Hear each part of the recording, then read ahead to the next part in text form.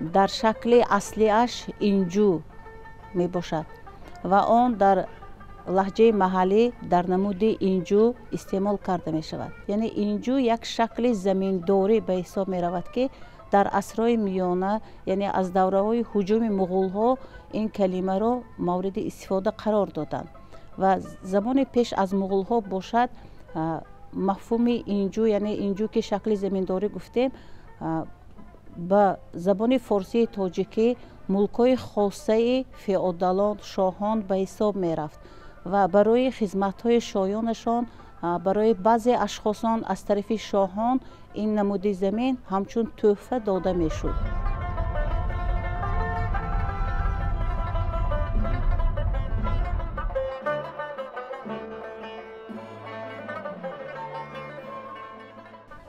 қишлоқи унҷиве пештар ҳамин аҳолӣ асосан шаҳри хуҷанд зиндон мекардӣ. ин деҳаи унҷинда ҳамонҳои заминҳои бойҳо ҳамин ҷанда будагӣ.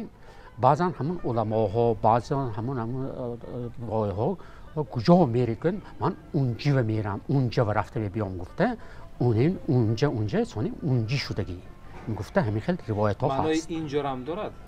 не инҷо не, унҷа будагӣ баъд ҳамин унҷи шуда мондагӣ, ҳамин номи қишлоқи унҷи шудагӣ. ин қишлоқи унҷи яке аз калонтарин ва кӯҳантарин қишлоқҳое ки шаҳри хуҷанда аҳолиша бо озуқаворӣ таъмин мекунад. агар шаҳри хуҷандро гӯем, дарун беруни шаҳри хуҷанд ном доштанд ки дар даруни шаҳри хуҷанд мавзеи зимистоннишини аҳолӣ ба ҳисоб мерафт ва беруни хуҷанд бошад ана ҳамин мавзеъҳои унҷии имрӯза моро дар бар мегирифт. ва яке аз шахсиятҳои маъруфе ки соҳиби чунин замин буданд шайх маслиҳатдин ба ҳисоб мераванд. шайх маслиҳатдин ки яке аз шахсони маъруфи замони худ буданд, қариб 90 сол умр дида буданд, барои халқ хизматҳои шоён карданд, шахси донишманду маъруф буданд ва соҳиби ана ҳамин гуна замин, яъне замини инҷу, яъне замине ки аз тарафи ҳамон давра шоҳон, феодалон тӯҳфа карда шуда буд, мукофотонида шуда буданд. замини хоҷагӣ мо ҳай, захираи 2 сола мо ҳай, балки 3 сол биям мерасидагӣ. мана хону молҳои ҷойшоҳӣ дорем, гӯсфанд. зиндагиҳо мо аз пушти деҳқонӣ, заминдорӣ. ин ҷамоати унҷӣ асосан ваи замини кишоварзӣ халқаш замини кишоварзӣ зиндагӣ ба пеш мебарем. мо асосан деҳқониҳо мо пиёз мекорем, гандум мекорем, ҷувори маккӣ дон барои молу ваё мо паррандаҳо мо. боз чӣ гӯем, мана замини хоҷагӣ хонагиҳо мо назди ҳавлигӣ картошка шинондагӣ мегирам гӯйтон, кабутӣ ҳамаш аз хони худо мо мебурод. аз бозор гуфтам мумкин ки ҳеҷ чиз намехарем ғайри равған, орд аз худо мо мебурод. бо акун барои сафеди ялиги мегирем. картошка аз худо мо мебурод, пиёзо мо ҳай, сабзиҳо мо ҳай. ҷамоати деҳоти унҷӣ аз 7 деҳа, 106 кӯча ва 23 кумитаҳои маҳалла иборат буда, шумораи аҳолӣ айни ҳол 53410 нафарро ташкил медиҳад. шуғли аҳолӣ асосан аз қадим ин кишоварзӣ буда, баъдан соҳаи чорводорӣ тараққӣ кардааст. айни ҳол дар ҳудуди ҷамоат ҷамъияти саҳомии кушодӣ ба номи Саидхоҷа Унухоҷаев фаъолият дорад ки ин ҷамъият асосан бо киштукор, бо соҳаи чорводорӣ ва парвариши боғу токпарварӣ машғул мебошад.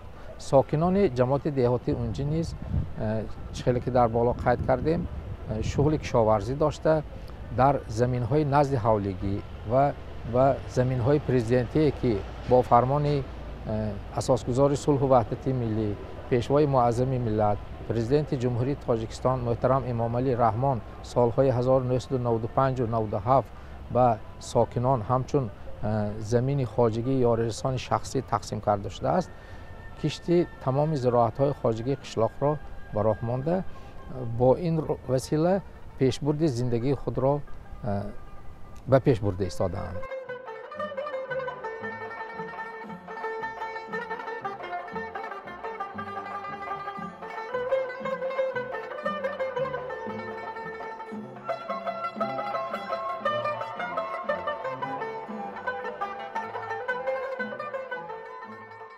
در زمستان همین کارهای کرده زندگانی پیش میبریم. بعد این سانی تخمای پمیدور رو هر خیلی میکاریم، باقلا جون میکاریم، قلنفروی تون، بالگرد که کشته بازار به فروخت میفروشیم، هم خودمون میشنانیم.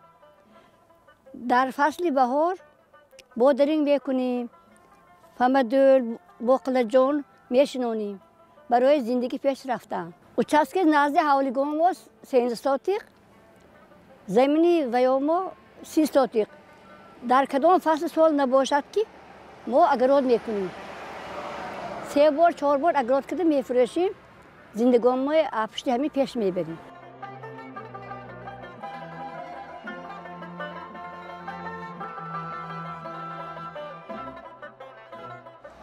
در فصل بهار 50 روز تیار میشه، در فصل زمستان 70 روز 60 روز تیار میشه. اگر گرم باشه دیگر میخوریم میفروشیم بازار تامین میکنیم. هر بار دیگه ما 60 بانچه 70 بانچه میبریم. 3-4 بار چینی مگر خیلی کن 500 میشه میشه دیگه. همه خوراک همه محصولات آشو میاندازیم، شوربه میاندازیم، سالاد تیار میکنیم، سامبوسه میکنیم، اکرو با کاشین چوبای شویل های، پتروشکا های، همش الاسکا سامبوسه میکنیم، مانتو میکنیم. تمامی 4 فصل سال با ما محصولات طبیعی داریم، سلامتی انسان با فایده نکتر.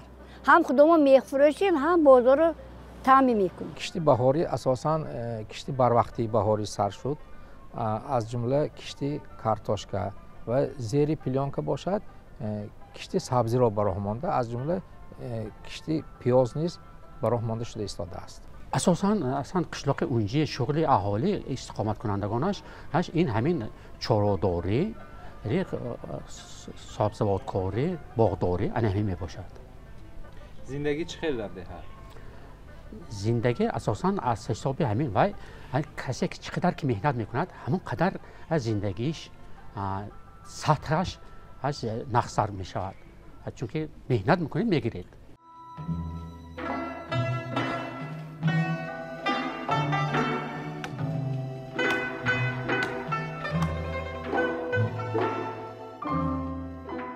هر سال من بعد از سال اینا ماهای فوریه با من سعی کردم درخت‌های ریمان کرده کشاده شود، درخت‌ها سیر حاصل شود. نودها اگه اصلا من یادگیریش میارستگی همون شمال شود شاخ با گلای میارزند هم خیلی مشابه میگیریش ببرده میستیم دی نه کشاده شود گفته. من اول چه یا خواب مانده اندازیم با برای سگین و آش بسته گیریم. یک چه با یا خواب مانده برای درون شکوفات و ها.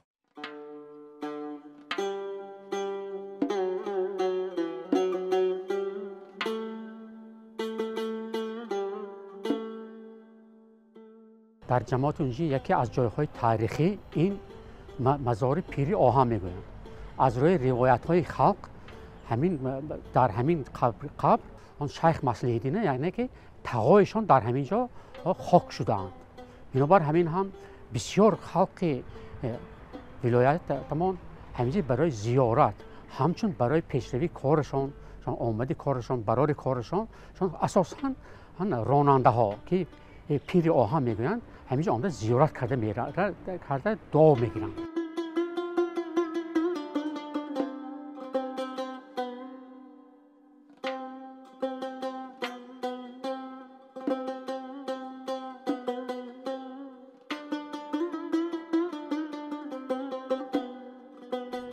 این تخمینا اکنون از گفته روایتی خلق تخمین عصرهای همین 14-15 همین مزار هست. یادگاری تاریخی که در مرکز دیه چخیل که قید کردیم موجود می باشد همچون یادگاری تاریخی به فهرست مرکزی فرهنگی جمهوری به قید گرفته شده است و بعد از سال 2000 از تعمیر پوره برآورده شده است.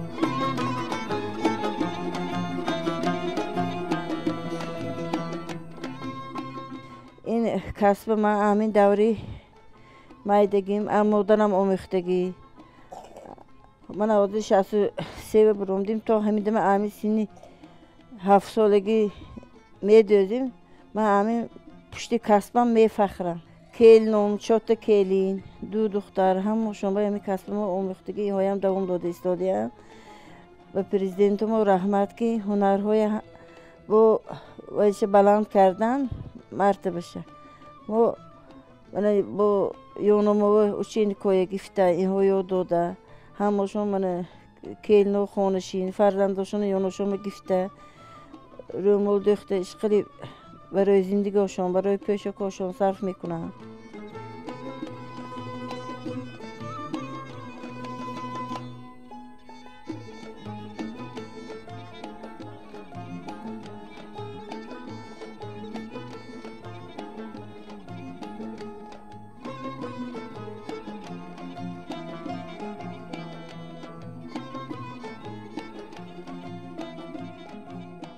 من رومال با ما چپانه تیار کردیم. من چپانه ما میدوزیم. من حول بادام کردی. سانی این چپانه میدوزیم. سرمو میپوشن. این رومالو میبندانیم. من این چپان با گویا که من این رومالو میبندانیم بچم. میبندن من مسافیدو من این هم من کلنم دختوسیم. این با این میدوزیم من. اینش میدوزیم من. میبندیم. این وابسته این میبندیم. من مردمو بسته میون نشون با قوت دیقانی میرم من ویا کوچه ها خشر بسته میبیان پشت میبیان من چپانه کویا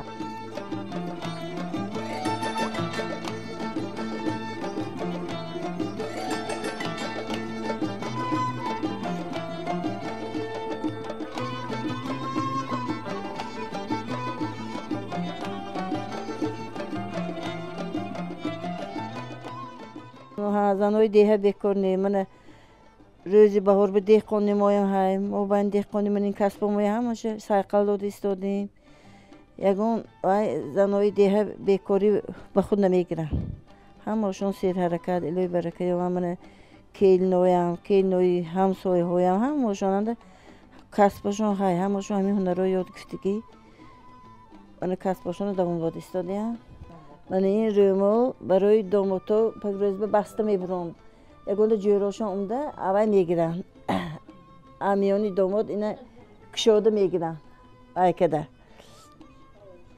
من کشوده میگیرن. یکونده جوری نزدیکی داموت پگروز بر وقت اومده میگیرن.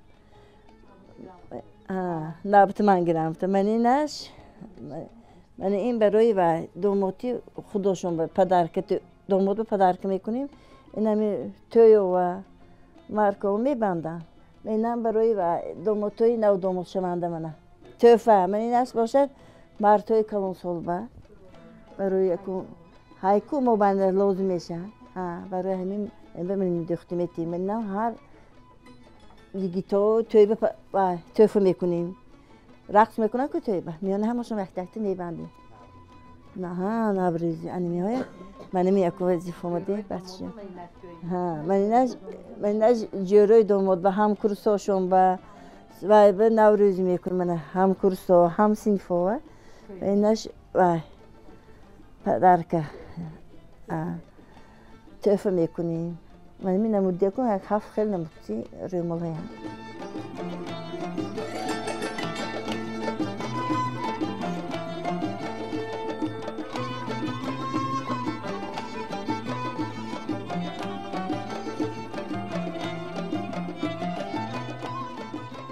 پیش وقت اونجی نبود در آنجا بودگی در آنجا من معنیش سانی اونجی شده موندگی اونجا دهی ما همیشه کاسمانده چپا میدوزیم من رمول میدوزیم من چخه دوسید همه عدستی همه ها برامدگی من دختره کامویم من سنف 6 سنف 7 میخواند من زخمش بولی سوزننده دختاس همه اونجا ما کار که آوره با ما هنده اگر پرسیده بیدگر روزی که میشه صحرا میریم دهکانه مایم های مرتا من سهرانده ماها کس مو سوزننده یگان باره که بچه جا ما اهمی ماده که ما یک سمتید ما یگان جا میریم گفته پرسیده پول نگفتیم ماده که ما من زندگی ما را میروانند ماده که ما خانه ما صرف میکنن توی ما صرف میکنن توپ کرده ماها لیکن خدا ما تا فرزند ما چی میگود لباس میگود یا خورش دلی بچه میجود همین خدا ما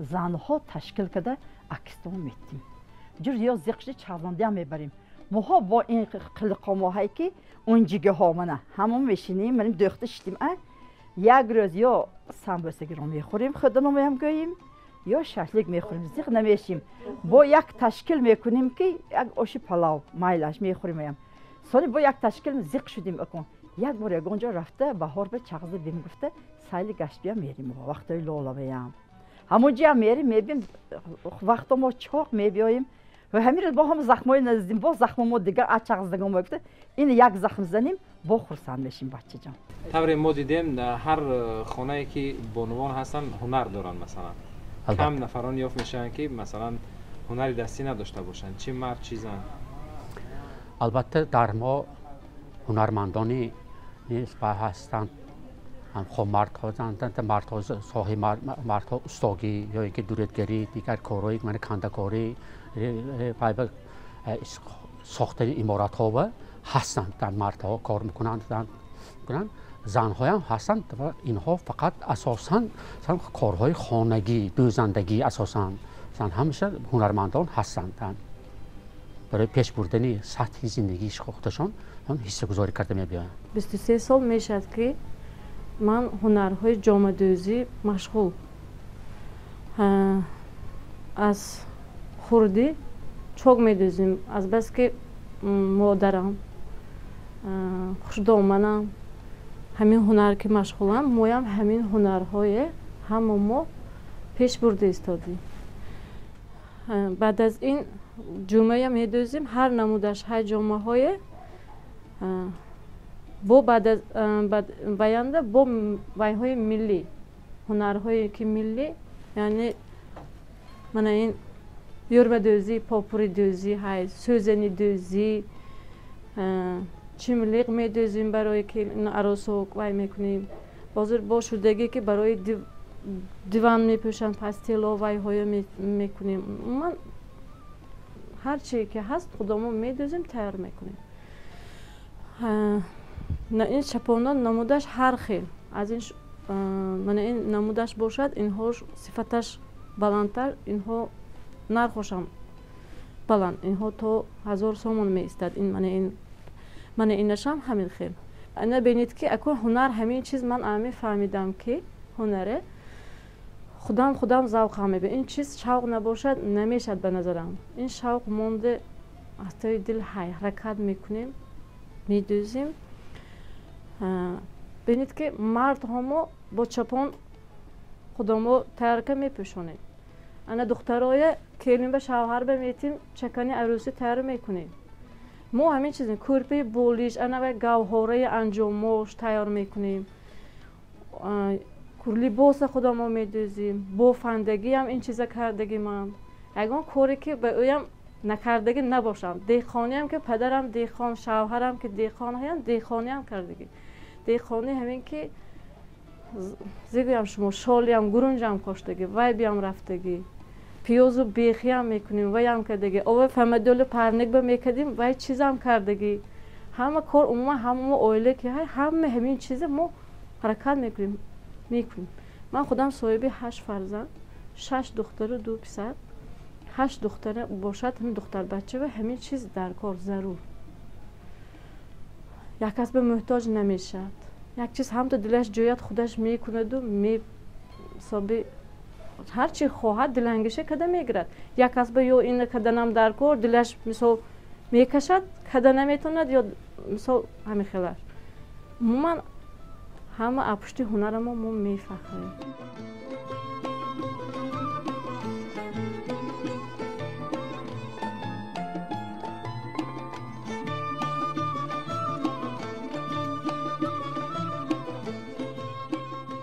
من با همین وقتا پیشترم خیلی جامعه دوزی مولتر جامعه میدوختم. حاضر با این شوق و ذوقم به این پاپوری دوزی یم وای شد.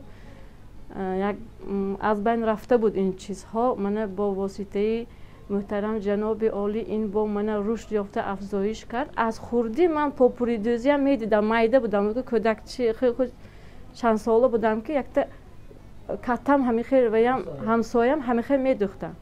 همین حواس میکردم که همین کار چه باشه. همینم یافته گرفتم لیکن من بی وقتتر 5 سال شد.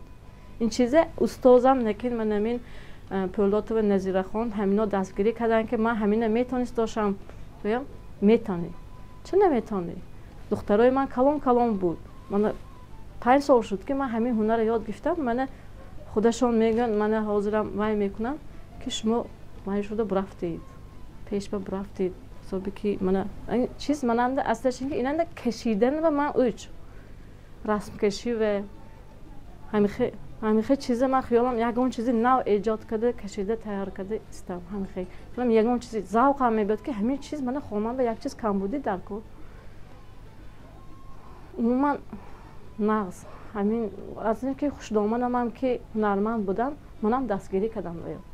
من شاگردای بسیار دارم. یکی از اینها هنرمند بهترینی شاگردی من از من اضافه حاضر بهترین گویم همیشه مرا با خون مرتبه همهاشان حاضر هنر را ناز یاد گرفته کار کرده حاضر وقتی نوروز به تیاری حاضر ما در اوج اما ما و کورتای پاپوری و خیل برای نوروزان برای دخترها برای کودکان برای کورتای نوروزی تیار کرده هستیم. این پاپوری از قدم ایام برای زنها بسیار هنری بهترین بود چون که من از خوردی این را بسیار دوست می داشتم. وقتی که من بار اول می دیدم خیال کردم که از این هنری بهترین وجود ندارد. من همین هنر را یاد می گیرم. گفته از خود کرده تا حال دوام داده گشتیم. حالا من در قصر ارباب همچون هنرمند با شاگردم کار کرده کارم دوام داده گشتیم. بیشتر من فرمایشی و مجازهای اجرا میکنم.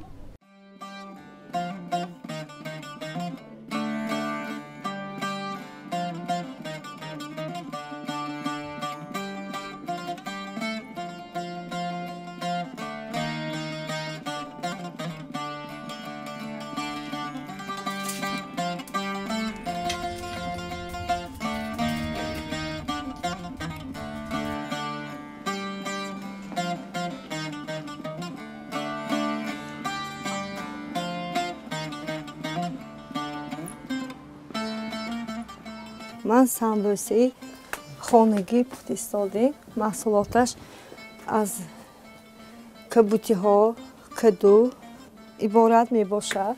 ما خمیرش کمتر روغن شیر آب نمک و آرد با همین محصولات تیار کردیم. بیشتر ما همین محصولات ها را از همین دهقانی های خودمون استفاده می بریم.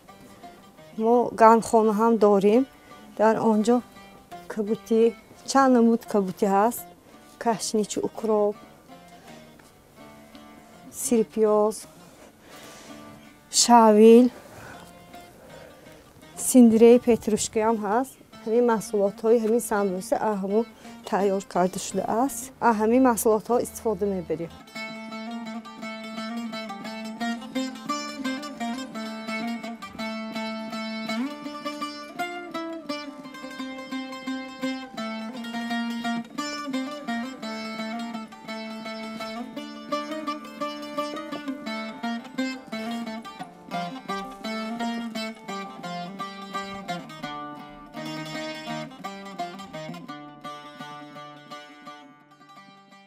مردم ما از زمانهای قدیم اساساً به کشت و کار به هنرمندی مشغول می شدند. در اینجا هنرهای خیلی قدیمه از قبیل آهنگری، دوریدگری، بیناکاری، دوزندگی و بسیار کسبیت ها عرضه هستی دارند و امروز نسل نورس دوام دهندگان کار نیک اجدادان خود به حساب می روند و هنرهای ملی تا به امروز از زمانهای قدیم تا به امروز هنرهای ملی رو باشندگان جماعت دهاتی اونجی دوام داده ایستادند و دسترخوان شهر را نیز آبادگر همین شهروندان جماعت ما به حساب می روند. ما فخر داریم که در چنین جای تاریخی زندگی می نماییم.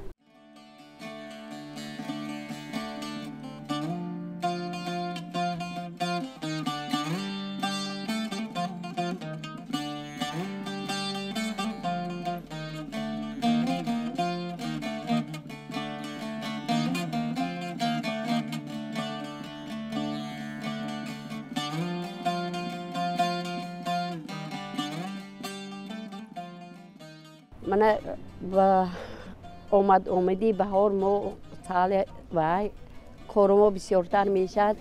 من بهار برای زدول خوشگونی برای میوه چینی سبدهای وای میکنم فرمایش میتیم بافته میتیم.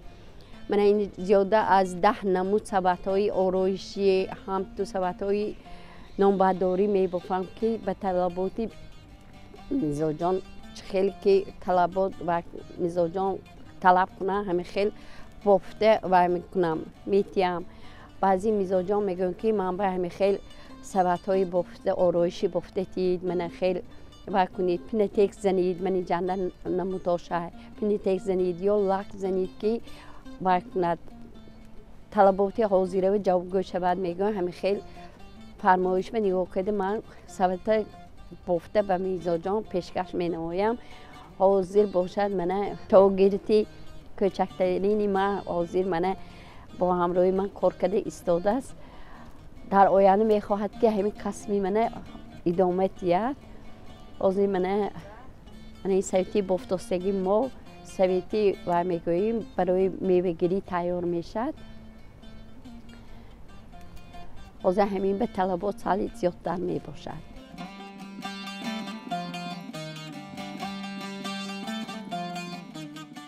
در دیگه زندگی میشد زندگیم اپشته همین من 3 فرزند دارم. 3 فرزند من با همین کسب من و کده کار فعالیت کده گشته است. در وقتهای خالیش من به یاردم میتید. کسب انتخاب کرده خود من خیلی خرسندم که من همین کسب یاد کردم انتخاب کردم یاد گرفتم. احکامین استاد من مادرم این نوده ها رو پیشتر همین میکرورایون ها میگفتم حاضر باشد و میگوییم آچقلچه میگوییم اونجا هم قشلاق کلان همونجا به ها گیدای ارینده هاشان به میکدیم همون گیدای ارینده همه ها رفته خریداری کده آمده کارکت کده استیم. پیش همین میکرورایون ها رفته کم کم یافته آمده کار میکنم. حاضر اونجا بسیارتر آورده. همین سال من بیکار ماندگیم نه 55 سال اینجا نه همین کسبی من مشغول می باشم. از سن 7 سالگی می بافم حاضر 63 برونده. همین سال من اپشته همین مهنت کرده همین قد جا آمدم. هنر یاد گرفتگی من خیلی شدم.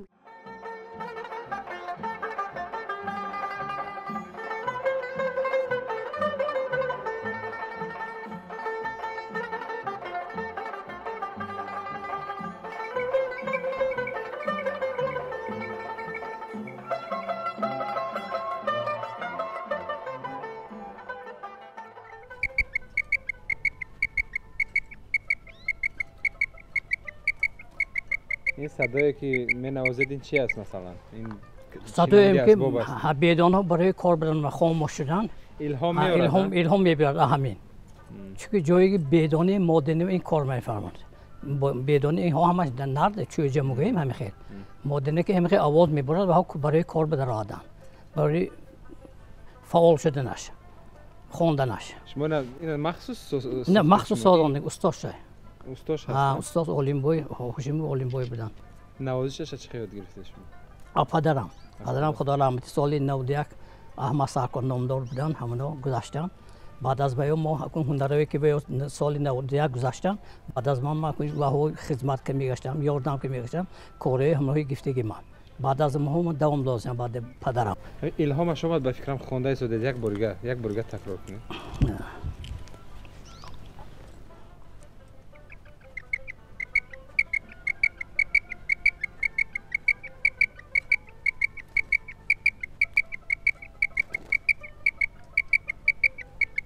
بی‌طاقت میشه بی‌طاقت همه شما دیگه بی‌طاقت میشه همه حرکتی خوندن میمیاد رسانه همه آواز فهمیدگی داشت برای من برای قبیدن مایکر اول رفته همه صدا میتیم سنی پیداش میاد بیدانه اگه جیم ایستادگی باشن خونش میاد مثل شما دوستداران طبیعت کم نیستن. نه چند سال شد شما با همین نگاه بین پرنده ها مشغول هستید؟ چند نوع پرنده دارید؟ نوی خیلیش هم میریم صاحب مای پرنده من کاکلی که بیدانه هر خیلی مای سالی هم نودیده پدرم گذاشتم بعد از همین من همین وینده همین شغلی دوست داشتی من هم بیدانه که کاپ صاحب. از کجا دسترس میکنید؟ ما مثلا من طرفی و رایون میگویم رایون میگیم تابشار میگویم استقلال امجا ماشچو میگویم ماشچو کوی ماشچو همجا رفت بازار مخصوص است بازار پرنده بازار پرنده بازار پنجشنبه نامداران مخصوص بازار شهر بازار کلانتری نامداری پنجشنبه بازار شهر روز جمعه یکشنبه میشد بازارش یک هفته دو بار میشد بازارش همجا خرید فروش میاد هم گرامی بیاد هم داشت قبی گوشه من چندی سال سیم بیرونه که همو که مشغول باز من سالی 2016 نفقه برندم نفقه خور رئیسی مالی کمیته محلی حیاتی نو من 2013 آدم با رئیس کردیم محل خدمت که گشتیم من کوچه آسفالت کردیم آبادانی کردیم چراغ درآوردیم آسفالت شد من لاتاکوی نو کردیم سالبهای نو کردیم چندی سال سیمچوبه نو شد هم بیتون شد چندی سال فعالیتیم هم حوزه کارامو شدگی. آفرین. چقدر بدونه دارید؟ از 25 تا دارم. 25 30 تا بود. در داخل قفس می‌ایستید؟ در داخل قفس می‌ایستید. اگر سرتی چی؟ نه می‌برود. نمی‌ایستد. نه. کاپ کو 6 سال 7 سال باشه دیگه می‌ایستد وقت کنجی قناتو شاخ میشه. من دیگه بود 15 سال داشتم. بعد 15 سال صد دادم ریحالا میگشت. ولی وقت قناتو شاخ شده پرده نمی‌داد. این بیدانم این نه. این میپرد. در داخل هم سبد تخم میگذارد. در سبد. چوجه چی؟ چوجه هم همجا میمانی جوش آیه سبد میبره یاشکمه برای همان یاشکش رو درنده های هم میمانم. خودتون این صدا رو دوست می‌دارید به فکرم. البته بسیار الهام می‌برد برای انسان. اولی سحر اما خوابم خستم بسم الله میگم همه که مشغول میشم. قریب 1 ساعت مشغول میشم. و اینجا بیرون میبرم من 15 متر بالا کردی. محلی هم فهمیده آدم‌ها گوش کنه راحت نداره. برای یک خودم نه. فروش هم میبره. نه من میخرم که نمیفروشم. هم دوست داشتم نال باشه چند پول باشم میخرم. سرا خرید میتونم. فرزندو. میگو بینش دشوار نیست. نه. چی میتید؟ خوراک مخصوص داره؟ من ارزم میگم، قنا میگم نمیام. همش از زمین میخورد. از زمین میخورد. کاپ چی؟ کاپکش وای دیگه خورد. گندم میخورد، جرمک میخورد. نه نمیخورد. این کاپ دیگه. این صابی هم دیگه. این فقط بیدانه.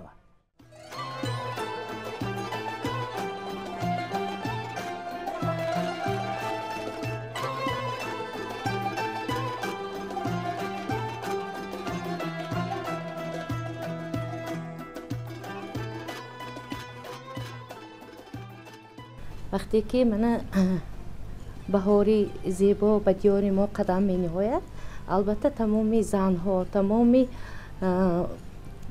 اهالی به فکر من به نهایت سرتردد سرکار می شوند زیرا که دهقانان به کشتکاری بهاری تیار می بینند ما زنها من همین سوملک پزی در تمامی همین شهر و ناحیه ما این انعنه شده است ما هم زنانی من خانه نشین بسیار زنها زنانی نفق خور انا همین پختنی سوملک و تیاری میبینیم من چخیر که امروز دیده ایستادید ما یک گروه زنها برای تیار کردن همین سوملک تیار دیده ایستادیم.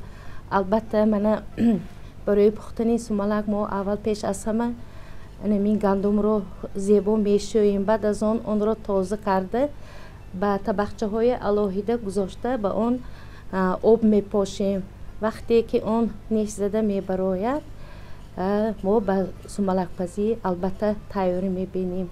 این پختنی سوملک به ما از قدیم به ما میراث گذاشته شده است که من میدانم که تمام زنها برای پختن انیمین سوملک رو به نهایت ناز میدانند.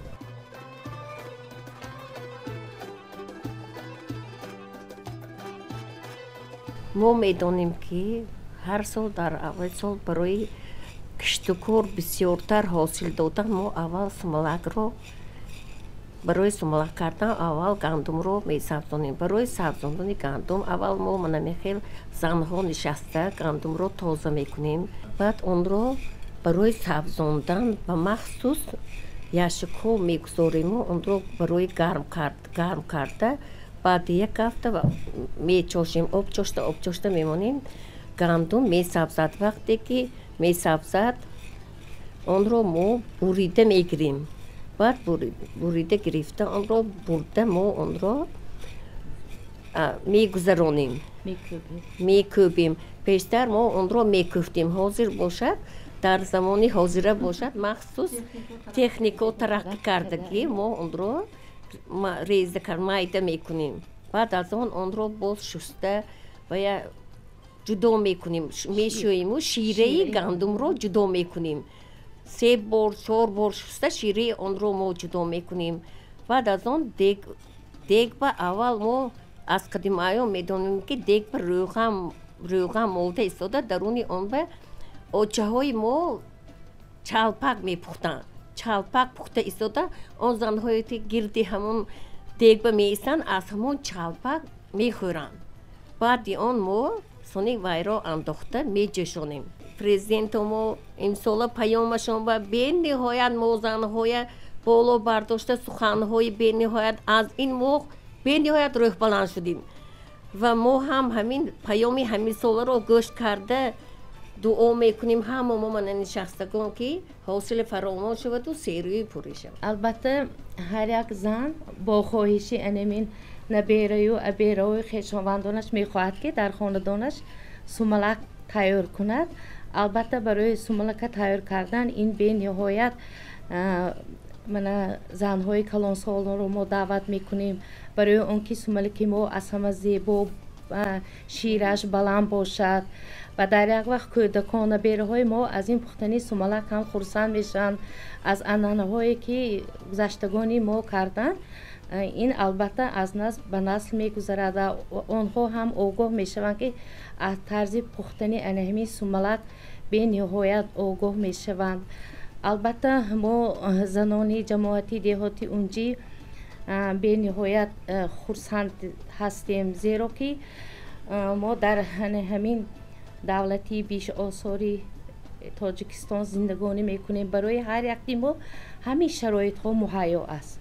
ما میتوانیم انا سوملک پزیم انا های گذشته چخیل که میگوییم در جماعتی اونجی به نهایت همین هنرهای مردمی رشد یافتند که در آن من گروهی زنهایی هستند که همین رمال دوزی میکنند، گروهی زنهایی هستند که من تاق دوزی میکنند یا اینکه یارم دوزی میکنند. همین هنرهای مردمی در جماعتی اونجی از طرف زنها به نهایت پیشرفته ایستاده است. این البته همش از دستگیری های پیشوای معظمی ملت می باشد که خیلی که من اینجا در اینجا خواهر من گفته گذاشتن در پیام همین سال پرزیدنتی کشور ما پیشوای ملت نسبتی زن مادر به نهایت سخنهای بهترین گفتند. ما از این به نهایت خرسند شدیم که چقدر مقام و منزلتی زن رو در نزد همین مردم به نهایت بلند برداشتند. تمام زنها به نهایت از این خرسند شدند و منتداری خود را به پیشوای ملت از نام تمام زنهای جماعتی اونجی ما بیان میکنیم. خواهش آن را داریم که دائما همین تاجیکستانی عزیزی ما همیشه آباد زیبا باشد. برای انمی آینده نسل نورست تربیت کردنی فرزندان خود ما هم حرکت میکنیم که تا اینکه تاجیکستان عزیزی بیش آثار ما از این هم باز زیبای و پیش رود.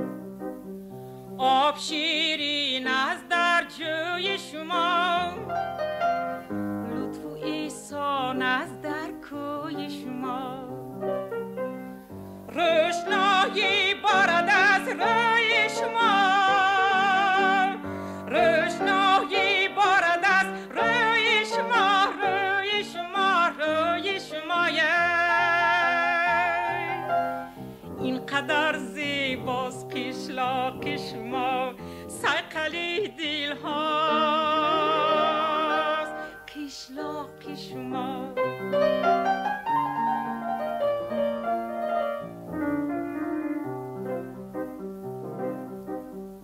فارم آواز رسد از کوچه باغ دل کند رخسار زیبا را سراغ. یاری ما هرگز نبیند درد و داغ، یاری ما هرگز نبیند درد و داغ، ای درد و داغ، ای درد و داغ. اینقدر زیباست قشلاق شما صیقلی دل هاست قشلاق شما.